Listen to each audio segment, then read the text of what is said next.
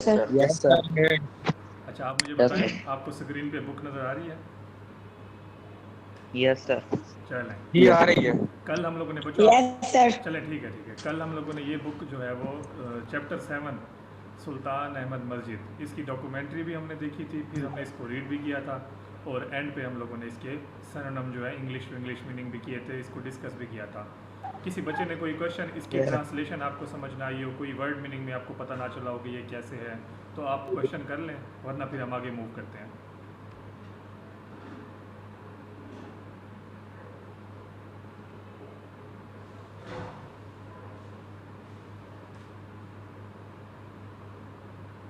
बच्चों, है किसी बच्चे का क्वेश्चन?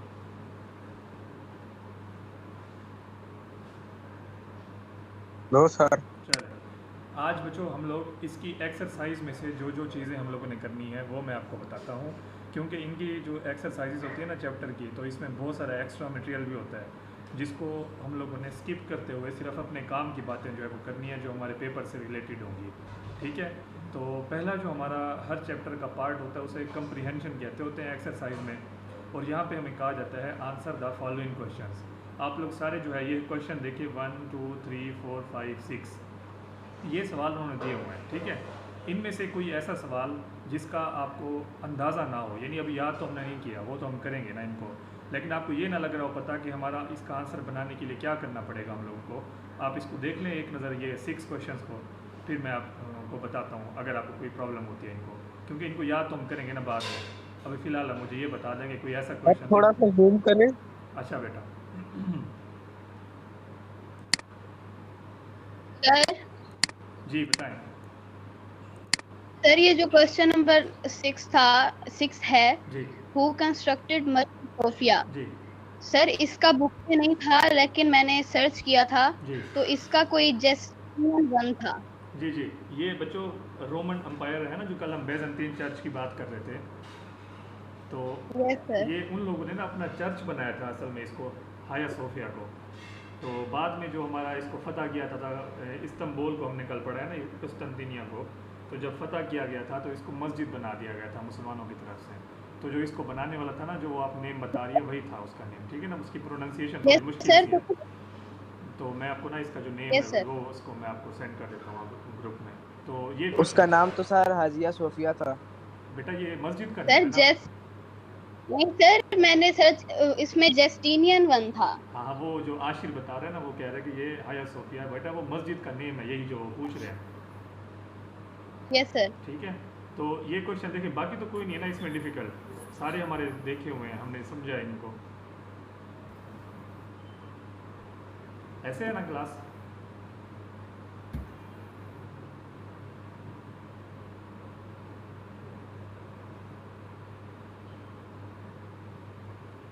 अच्छा जी, ये अब हम आ जाते हैं वोकैबुलरी की तरफ। क्या है पहला क्वेश्चन हमारा, कोई बच्चा रीड करे इसको।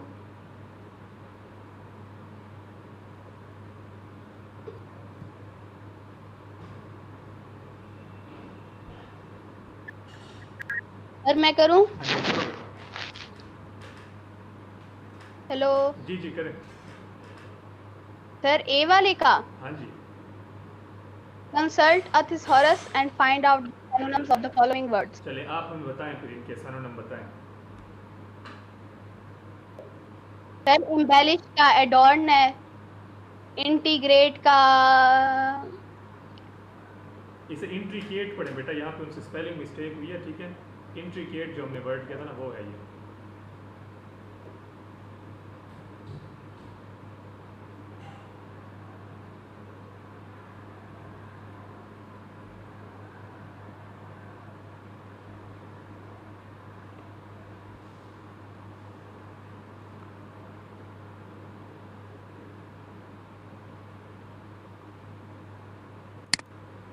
मारोज माइक ऑफ हो गया आपका?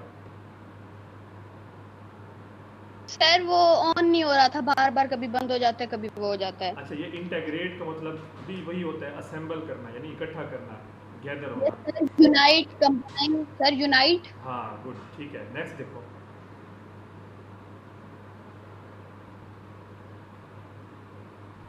स्प्लेंडर, सर इसका मतलब ही अजमत होता है। हाँ जी, यानी कैसे इंग्लिश में? तो सर इसका भी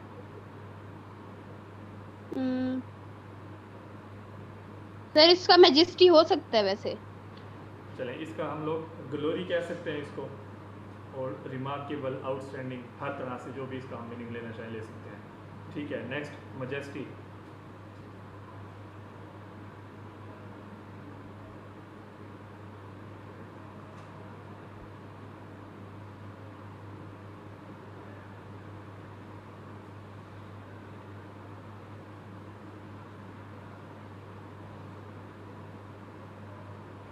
सर मैजेस्टी का स्टेटलीनेस, ग्रेट, ठीक है, आगे illuminate.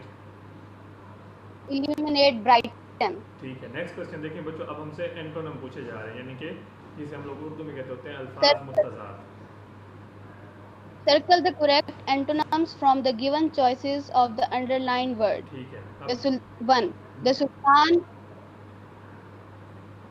The Sultan Ahmad Masjid is one of the most impressive monuments in the world. A. Ugly. B. Unimpressive. C. Remarkable. क्या आंसर होगा इसका? ऑपोजिट क्या है इम्प्रेसिव का? Unimpressive, sir. Good, next. Situated in Istanbul, the largest city in Turkey. A. Smallest. B. Greatest. C. Populated. Sir, smallest ही होगा, largest का साफ है. बिल्कुल ठीक है, आगे। A heavy iron chain is hung at the upper part of the court entrance on the western side. A. Big. B. Bold. C. Light. Sir, light. ठीक है, next. The upper level of the interior is adorned with blue paint. A. Lower. B. Outer. C. Higher. Sir, upper का lower साफ है. जी Sir, ये तो आसान है. हाँ, ऐसे ही है, 9th इंग्लिश ऐसे ही है, बिल्कुल आसान है, आगे। 5. The floors are covered with carpet. A. Spread. B. Exposed. C. Decorated. Sir, exposed आएगा. गुड, सर एक्सपोज्ड का यही मतलब होता है ना, खुला, मतलब हटा हुआ, हाँ, खुला खुला, दिखा देना. जो सबको नजर आ रहा हो। जैसे एक्सपोज्ड है. जी ठीक है, अब देखिए नेक्स्ट हमने बनाने हैं सेंटेंस, लेकिन हम सेंटेंस नहीं बनाते क्योंकि हमारे सिलेबस में नहीं है, हम सिर्फ इनकी इंग्लिश टू इंग्लिश मीनिंग देख लेते हैं। पहले भी किए हुए हैं, सिर्फ एक वर्ड है जो डेक्स्ट्रसली, ये हमने नहीं किया हुआ। इसका अगर आपको आता हो तो बताएं, वरना मैं बता देता हूँ। डेक्स्ट्रसली दूसरे नंबर पे। सर आपकी आवाज सही नहीं आ रही, आपने क्या पूछा है? बेटा ये जो डेक्स्ट्रसली वर्ड है ना, सी में, सर किसका?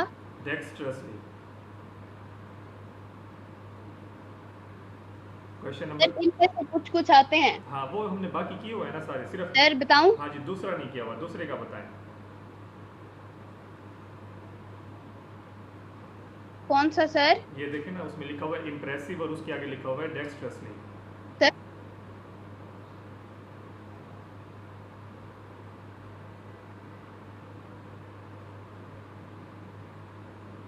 सर समझ नहीं आ रही.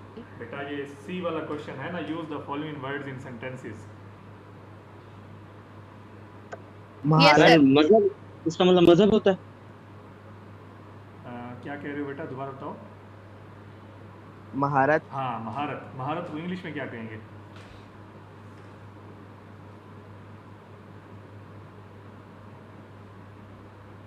जॉब. जॉब? जॉब तो नहीं, जॉब तो काम हो गया ना, अच्छे से करना काम को। सर एक्सपर्टनेस या फिर एक्सपर्ट. एक्सपर्टली कह सकते हैं, एक्सपर्टली, ठीक है। और भी स्किलफुली भी कह सकते हैं इसको, अमेजिंगली भी कह सकते हैं, एक्सपर्टली भी कह सकते हैं, और इसको हम लोग स्किलफुली भी कह सकते हैं। ठीक है, समझ आ गई सबको?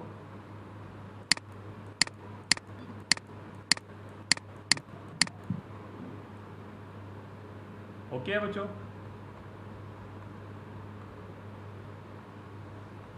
Okay sir.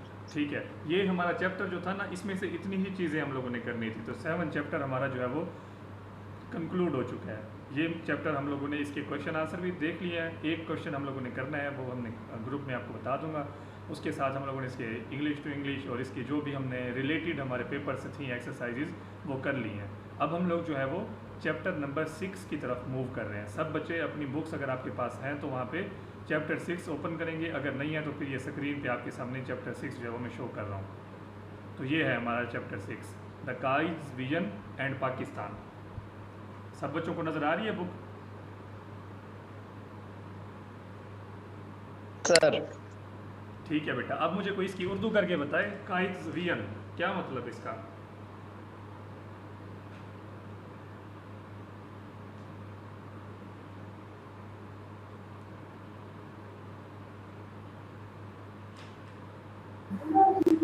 कायदे आजम का नजरिया और पाकिस्तान। गुड हो गया, शाबाश।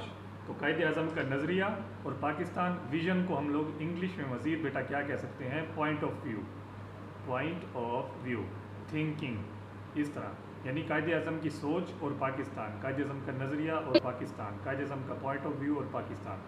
टाइटल समझ आ गया बच्चों आप लोगों को?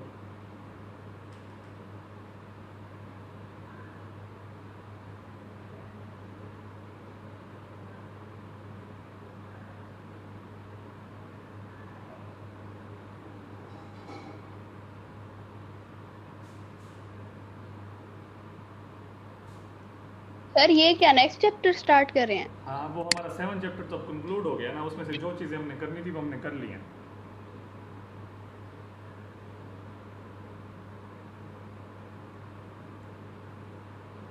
Okay sir. हाँ, ये देखें, मैं आपको टाइटल समझा रहा था, द काइज विजन एंड पाकिस्तान। क्या उर्दू होगी मारोज इसकी? कायदे आजम का नजरिया और पाकिस्तान। ठीक है, ठीक है, शाबाश। तो विजन की मैंने आपको इंग्लिश में मीनिंग बताया, जिनको आवाज़ आई थी वो दोबारा मुझे ज़रा कंफर्म करें, विजन को क्या बोलते हैं इंग्लिश में?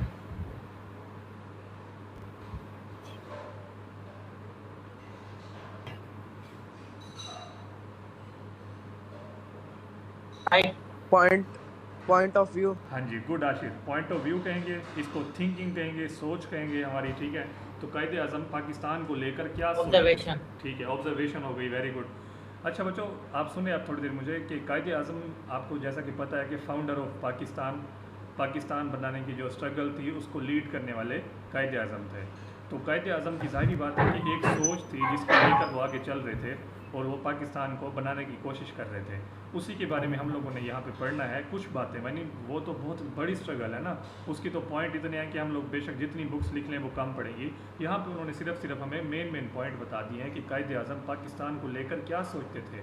जब वो पाकिस्तान बनाना चाह रहे थे तो उनका क्या मकसद था कि आगे जब पाकिस्तान बन जाएगा तो पाकिस्तान कैसा होगा, वहाँ पर लोगों के साथ कैसा बिहेवियर किया जाएगा, वहाँ पे बैंकिंग का निज़ाम क्या होगा, वहाँ पे जो हमारी माइनॉरिटीज़ हैं उनके साथ हम कैसे रहेंगे, हमारे पाकिस्तान का जो सिस्टम है बैंकिंग का और वो सारी चीज़ें, ये कायदे आज़म इस बारे में सोचा करते थे। तो वही कुछ ग्लिम्स हैं, मतलब उसकी कुछ झलक है जो हम लोगों को इस चैप्टर में दी जा रही है। तो ये कायदे आज़म को हम लोग जो है वो स्टार्ट करते हैं अपने चैप्टर को। During the early and difficult times of Pakistan emergence, कहता है कि ड्यूरिंग के दौरान, यानी कि in between, the early and difficult, इब्तदाई और मुश्किल, डिफ़िकल्ट मीन हार्ड, ठीक है ना। तो of Pakistan emergence, emergence mean क्या? वजूद में आना, बनना, अराइज होना, क्रिएट होना। कि पाकिस्तान का जब बनने का वक्त था तो वो जो इब्तदाई और मुश्किल वक्त था, यानी जब पाकिस्तान ज़ाहिरी बात है बन रहा था तो वो कोई आसान बात थोड़ी थी। हिंदुओं से मुकाबला हमारा, सिखों से मुकाबला, अंग्रेज़ों से मुकाबला, तो वो हमारा जो टाइम था शुरू वाला। जी जी सर इमरजेंस समझ नहीं आई। अच्छा बेटा, इमरजेंस का मतलब है क्रिएशन, यानी कि अराइज होना, किसी चीज़ का स्टार्ट होना, बॉर्न होना, पैदा होना, ठीक है।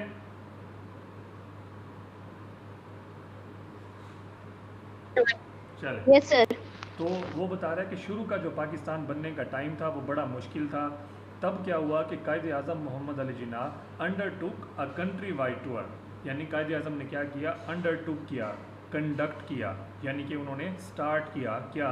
एक country wide tour, country wide पूरे मुल्क का, through out the country, tour किया मतलब विज़िट किया। तो उस दौरान जब पाकिस्तान बन रहा था, बड़ा ही मुश्किल टाइम था, कायदे आज़म ने एक पूरे मुल्क का जो है वो क्या किया? दौरा किया बच्चों। तो यहाँ पे टूर का मतलब विज़िट, कंट्री वाइड का मतलब throughout the country, undertook का मतलब कंडक्ट करना, यानी कि स्टार्ट करना या इस तरह से परफॉर्म करना। He aimed at raising people's spirit. अब देखें लोग जो थे ना, उनका जो मोरल था, उनका जो हौसला था, उनका जो जज्बा था, वो बिल्कुल डाउन हो चुका था बेचारे। तो उनके ऊपर हिंदू भी जुल्म कर रहे थे, सिख भी जुल्म कर रहे थे, अंग्रेज़ तो वैसे ही उन पर जुल्म कर रहे थे। तो लोगों के जो जज्बात थे, लोगों के जो एहसास थे, वो बिल्कुल लो हो चुके थे और वो ये समझ चुके थे कि बस अब हमारा जो है ना कोई नहीं है, हम गए काम से। तो कायदे आज़म का मकसद क्या था, एम क्या था, पर्पज़ क्या था? एम को बच्चे में यहाँ पे पर्पज़ कह रहा हूँ, ठीक है ना। रेजिंग का मतलब होता है बढ़ाना, यानी कि इंक्रीज़ करना। पीपल्स स्पिरिट, लोगों का जज्बा। स्पिरिट को हम लोग क्या कह सकते हैं? ज़ील एंड जेस्ट भी बोल सकते हैं, ठीक है ना। मोरल भी बोल सकते हैं। तो कायदे आज़म ने मुल्क का दौरा किया और मकसद आपका ये था कि पूरे मुल्क के जो लोग हैं जिनका स्पिरिट लो हो चुका है, जिनका जज्बा जो है वो डाउन हो चुका है, उसको राइज़ करना है। तो ये इन्वर्टेड कॉमास में आ रहा है, इसका मतलब ये सेम टू सेम कायदे आज़म की वर्डिंग है। बच्चों, जब भी कोई बात इन्वर्टेड कॉमास में की जाती है, इसका मतलब ये होता है कि जो बात है वो same to same copy paste की जा रही है, उस करने वाले बंदे की बात को यहाँ पे कॉपी किया जा रहा है। तो कायदे आज़म क्या फरमा रहे हैं? Do not be overwhelmed with the enormity of the task. Overwhelm का मतलब क्या होना कि अपने ऊपर बर्डन ले लेना, बर्डनाइज कर लेना, खुद को वरी कर लेना, खुद को परेशान कर लेना। तो कायदे आज़म ने क्या कहा कि खुद को परेशान ना करें भाई, खुद के ऊपर बोझ ना डालें। With the enormity of the task. Enormity मतलब क्या? बहुत ज़्यादा, बहुत ही ज़्यादा, जिसे हम लोग कहें ना, जिसे हम लोग इंग्लिश में बोलते होते हैं एक्सेस, या फिर आसान लफ्ज़ों में इन वेरी ह्यूज अमाउंट। तो कायदे आज़म ने क्या कहा कि आप लोग टास्क है, जो काम है, उसकी ज़्यादा परेशान ना हो कि ये काम इतने ज़्यादा आ गए भाई, हम क्या करें, अपने घर बनाएं, अपने ऑफिस बनाएं, अपने आप को कैसे संभालें। इन सारे कामों से कहते हैं आप परेशान ना हो। He said in a speech at Lahore. कायदे आज़म ने लाहौर में एक तकरीर करते हुए फरमाया। Speech mean address. तो कायदे आज़म जब लाहौर में एड्रेस कर रहे थे, स्पीच कर रहे थे, तो उन्होंने क्या फरमाया लोगों से? बताए कोई बच्चा मुझे इसकी उर्दू क्या बताया? उन्होंने लोगों से कहा,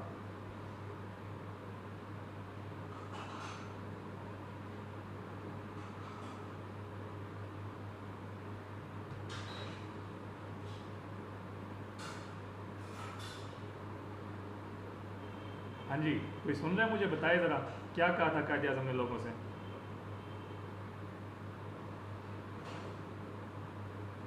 कहा था कि काम जो ये ज़्यादा काम, इसका ज़्यादा ओवरलोड नहीं लेना। हाँ, वेरी गुड, ठीक बहुत है, सी यंग नेशन ने इसे ठीक है। अच्छा, there are many examples in the history of young nation.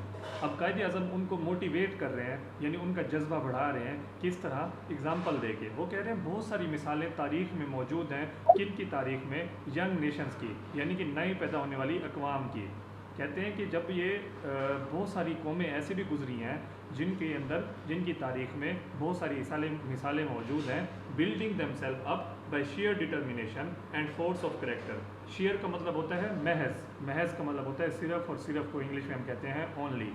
कायदे आज़म ने कहा भाई बहुत सारी यंग नेशंस ऐसी भी गुजरी हैं जिनके अंदर ये मिसालें मौजूद हैं। किस बात की? कि उन्होंने खुद को खड़ा किया, खुद को जो है वो संभाला, बिल्ड किया, इस्टेब्लिश किया। किस वजह से?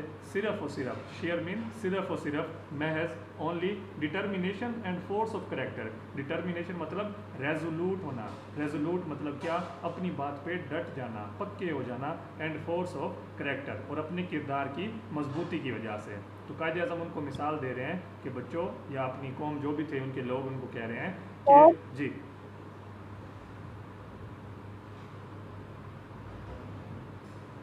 सर सच बताऊं, नहीं आ रहा समझ।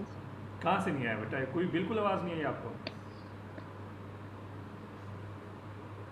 सर आ रही थी, अड़ के आ रही थी। अच्छा, ये सेशन रिकॉर्ड हो रहा है, ठीक है। आप इसको जहाँ तक आपको समझ नहीं है, अब आवाज़ सही आ रही है आपको?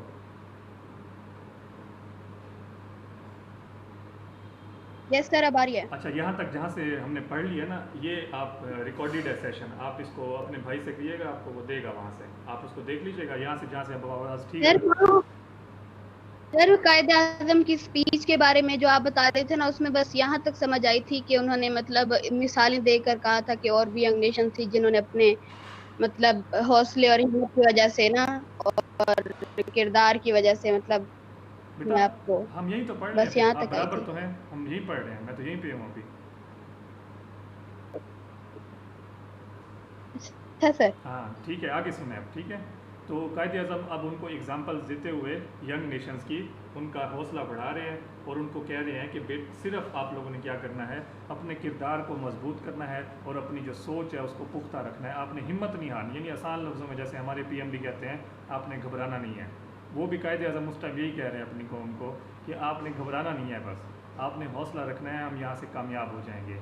You are made of sterling material and second to none. ये बड़ी ज़बरदस्त लाइन कायदे आज़म ने उनको हौसला देने के लिए कही थी कि आप लोग किसके बने हुए हो, स्टर्लिंग मटेरियल के, आउटस्टैंडिंग मटेरियल के, यानी कि गोल्ड लाइक मटेरियल के, गोल्डिश मटेरियल के बने हुए हो, यानी सुनहरी लोग हो आप लोग। आप लोगों की तो क्या ही बात है, बस कायदे आज़म ये कहना चाह रहे थे अपनी कौम को कि आप लोग तो बड़े आउटस्टैंडिंग किस्म के लोग हो, सेकंड टू नन हो। सेकंड टू नन का मतलब जिसका कोई सानी ना हो, जिसका कोई मैच ना हो, यानी इंग्लिश में अनमैच। तो कायदे आज़म कैसे उनको मतलब हौसला दे रहे हैं कि आप लोग स्टर्लिंग मटेरियल के बने हुए हो और आपका जो है वो कोई मैच ही नहीं है।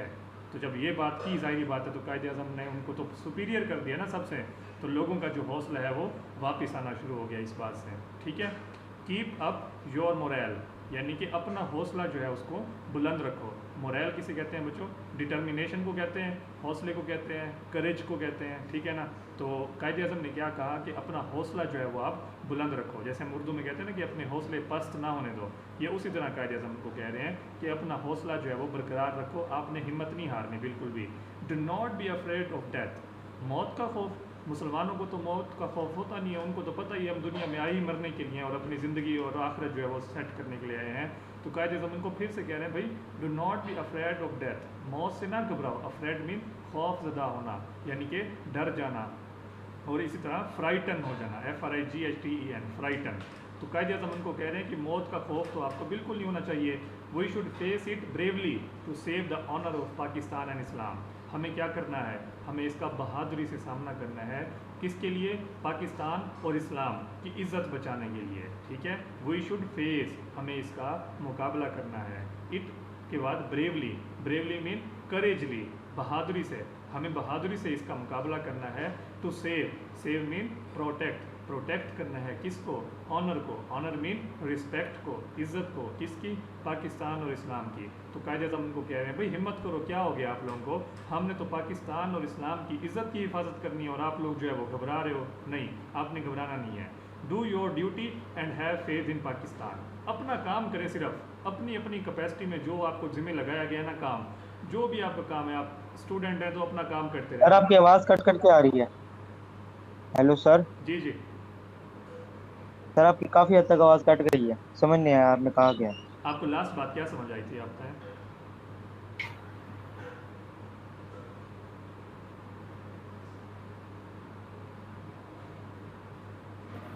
सर सही आ रही है, आवाज सही आ रही है। सर यहीं तक समझ आया कि वो आप सोने जितने हो, मतलब आप बहुत अनमोल हो, आपके अंदर बहुत जज्बा है, बहुत ही कीमती हो। यहीं तक बात समझ आई, इससे आगे आपकी आवाज़ कटना शुरू होगी। अच्छा मेरी बात सुने, जो इंडिविजुअल आपका इशू है ना, ये देखें किसी किसी को जो प्रॉब्लम हो रहा है ना वॉइस का, तो आप लोग इससे परेशान ना हो।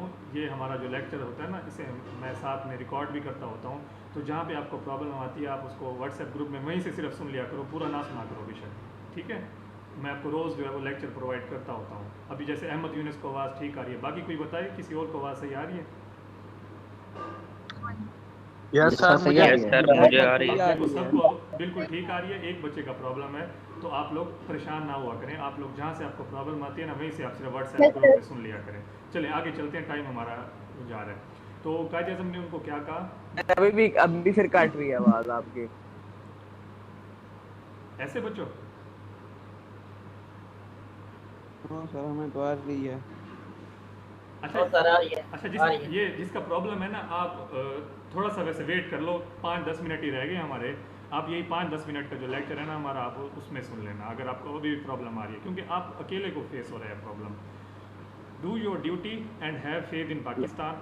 आप अपना काम करें, ठीक है, और सिर्फ ये है कि आप पाकिस्तान के अंदर यकीन रखें, ईमान रखें। It has come to stay. बड़ी ये शानदार कायदे आज़म ने बात की थी कि ये कायदे आज़म ने कहा पाकिस्तान जो है ना, ये हमेशा के लिए रहने के लिए आया है।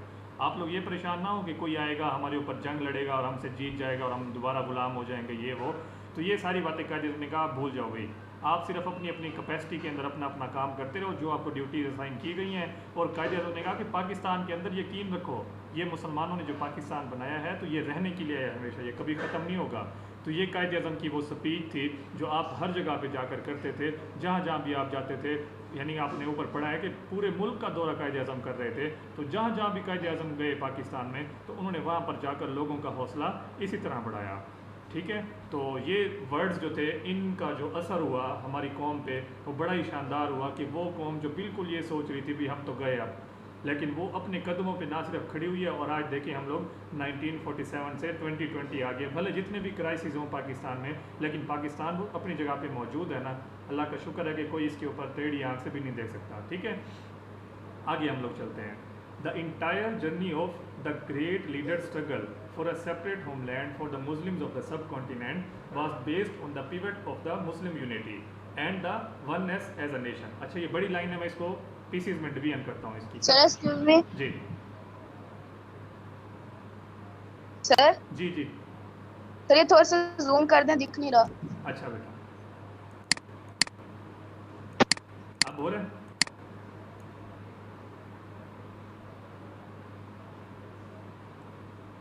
चलें। द इंटायर यानी कि मुकम्मल, इंटायर मीन कंप्लीट यानी मुकम्मल, journey of the great leader struggle, journey मतलब सफ़र, सफ़र यानी कि मिशन। तो कायदे आज़म का जो मुकम्मल सफ़र था, मुकम्मल मिशन था ऑफ द ग्रेट लीडर्स, यानी ग्रेट लीडर मतलब Quaid-e-Azam, struggle for a separate homeland. Struggle mean strive, STRIVE, strive, strive mean struggle यानी कोशिश यानी कि hardships, for a separate homeland for the Muslims यानी कि एक अलग वतन हासिल करना है। होमलैंड मीन वतन, वतन यानी कि मुल्क यानी कि country, for the Muslims of the sub continent. तो बच्चों सब कॉन्टिनेंट क्या है? जो पाकिस्तान, इंडिया और बांग्लादेश, ये पहले एक ही मुल्क हुआ करता था, इसको सब कॉन्टिनेंट कहा करते थे। उर्दू में इसको कहते हैं बरे सगीर, लेकिन अब ये मुल्क तीनों डिवाइड हो चुके हैं तो इनका अपना अपना नेम आ गया। ठीक है, तो वो कायदे आज़म की ये सारी की सारी स्ट्रगल किसके लिए थी? एक सेपरेट होमलैंड के लिए थी, एक आज़ाद वतन के लिए थी, एक अलग मुल्क के लिए थी। और वो मुल्क वो किसके लिए चाह रहे थे? वो चाह रहे थे सब कॉन्टिनेंट के मुसलमानों के लिए, यानी बरे सगीर के मुसलमानों के लिए। चलो ठीक है, अभी वो बरे सगीर के मुसलमानों के लिए कोशिश तो वो कर रहे थे, तो हर बंदे की जो वो कोशिश होती है ना, उसकी कोई बेस भी तो होती है, बुनियाद भी तो होती है, कोई एम भी तो होता है, कोई उसका पर्पस भी तो होता है, कोई सोच होती है, कोई उसका मतलब फ़िक्र होती है, नज़रिया होता है। तो हम लोग क्योंकि कायदे आज़म का नज़रिया पढ़ रहे हैं, तो वो हमें ये बताना चाह रहा है कि ये जो सारी स्ट्रगल थी, ये जो सारी जदोजहद थी, ये जो सारी जो है वो कोशिशें थी, उन सब की बुनियाद क्या थी, बेस क्या थी, फाउंडेशन क्या थी? इस सब की फाउंडेशन थी on the pivot of the Muslim unity. Pivot मतलब क्या? महवर, महवर मतलब सर्कल। जैसे हम लोग वो कंपस यूज़ करते हैं ना, दरमियान में उसका जो पॉइंट होता है नेज़ल की तरह, उसको हम लोग दरमियान में रख के ऐसे घुमाते हैं, हमारी जो कंपस होती है, तो उसका सर्कल लग जाता है। ये इसी तरह बता रहा है कि ये इसका जो सर्कल था ना, जो इसका मेन पॉइंट था, पिवट मीन मेन पॉइंट जो इसका था, वो मेन पॉइंट था मुस्लिम यूनिटी, कि मुसलमानों में इत्तफाक होना चाहिए and oneness as a nation. और उनमें क्या होना चाहिए? एक होनी चाहिए कौम मेरी। कायदे आज़म ने कहा था कि मेरी कौम एक होनी चाहिए, मेरे मुसलमानों के दरमियान इत्तफाक होना चाहिए। ये कायदे आज़म का मकसद था, जिसको लेकर वो मुसलमानों के लिए एक अलग वतन हासिल करने की कोशिश कर रहे थे। ठीक है बच्चों, उनकी सारी जदोजहद का मकसद सिर्फ एक था, और वो मकसद क्या था? कि मुसलमान जो है वो इकट्ठे रहें और एक कौम बनकर रहें। ये सारा कुछ सोचने के बाद कायदे आज़म ने जो है वो अपनी स्ट्रगल को जो है वो स्टार्ट किया था, यानी कि एक अलग वतन हासिल करने का जो कायदे आज़म का मोटो था वो ये था। जैसे हमारे मुल्क में देख लें,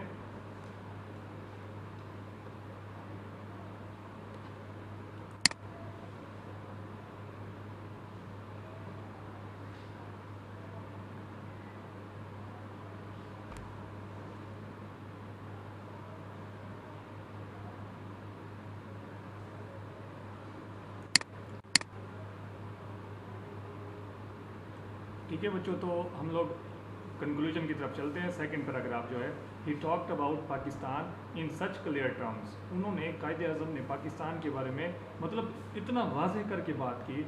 ही टॉक अबाउट पाकिस्तान, उन्होंने पाकिस्तान के बारे में बात की इन सच क्लियर टर्म्स, इतने वाज़ेह करके, मतलब इतना सही और साफ़ सुथरा और बिल्कुल साफ़ करके बात की, that even a common man could understand it, कि ये जो आम आदमी है वो भी उनकी बात को समझ सकते थे। तो कायदे आज़म के बात करने का तरीका इतना शानदार था और इतना वाज़ेह था, इतना क्लियर था कि ये जो आम आदमी थे वो भी उनकी बात को आसानी से समझ सकते थे। वी आर अ नेशन, हम एक कौम है। He affirmed 3 years before the birth of Pakistan. Affirmed मतलब बहुत जैसे कोई बात हम लोग सख्ती से कहें ना भाई ये तो मैंने करके दिखाना है। अफर्म का मतलब होता है ज़ोर देकर बात करना, स्ट्रेस डाल के बात करना। और कायदे आज़म ने स्ट्रेस डाल के क्या बात की थी, वो ये की थी वी आर अ नेशन, हम लोग एक कौम है। और ये बात कायदे आज़म ने कब की थी, पाकिस्तान की बर्थ से 3 ईयर्स पहले।